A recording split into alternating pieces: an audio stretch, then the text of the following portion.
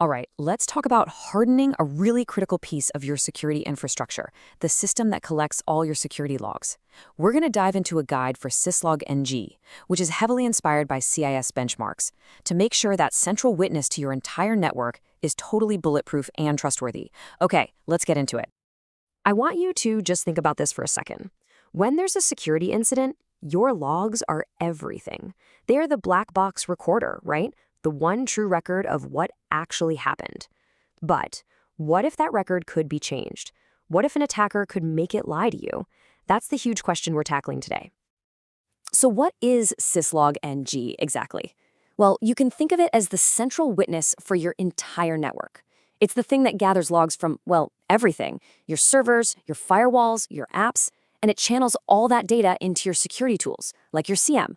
And because it's handling super sensitive security data while also taking in potentially untrusted input, well, that makes it a huge, juicy target for attackers.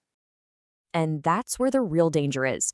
If an attacker gets control of your log collector, they can basically blind your entire security team. They could wipe their own tracks clean, or, and this is even scarier, they could start feeding you bogus logs. Imagine your team chasing ghosts on a wild goose chase while the real attack is happening somewhere else. So the answer here is a process we call hardening. And this quote, it just nails the mindset you need. This isn't about flipping a few switches. It's a deliberate choice to put security, integrity, and resilience way ahead of just doing what's easy or convenient. So how do we actually do this? Well, the guide gives us a complete blueprint, and it's built on 12 key hardening domains. This is our roadmap for turning that log collector from a potential target into a real data fortress. Now, 12 domains can feel like a lot, so to make this easier to wrap our heads around, we can group them into 4 big ideas. First, we've got to secure the foundation. That's the OS and the service itself.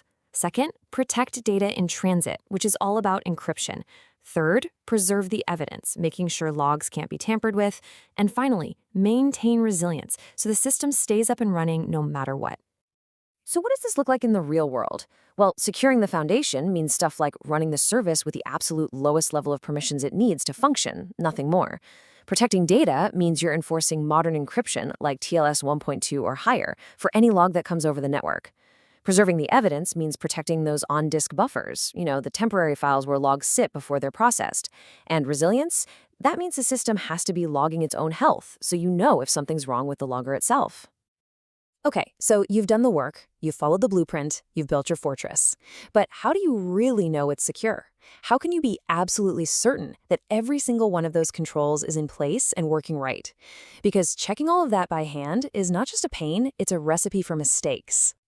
And that's the beauty of this. You don't do it by hand, you automate the audit. See, the source material here doesn't just give you the blueprint for the fortress, it also gives you the inspector, a really slick script that does all the verification for you. It ensures all your hard work actually paid off.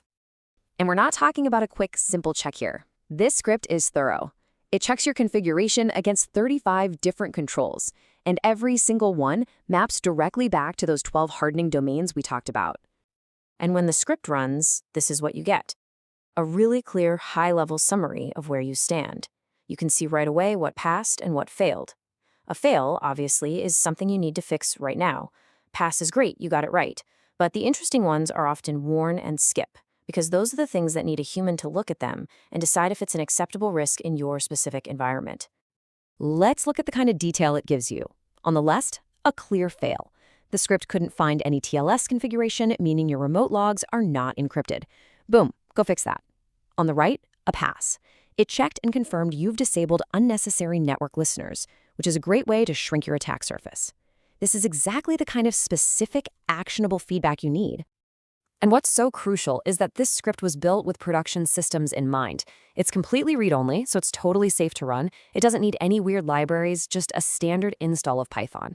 The output is machine-readable JSON, so you can pipe it right back into your SIEM for continuous monitoring, and it's smart enough to look at all your config files together, even if they're broken up into modules. So it all comes down to this one critical question. Is your logging infrastructure a security asset, or is it your next big liability? When you do it right, when you harden it and you verify it, it's one of the most powerful tools you have. But if it's neglected, it can easily become your weakest link. So how are you going to check yours?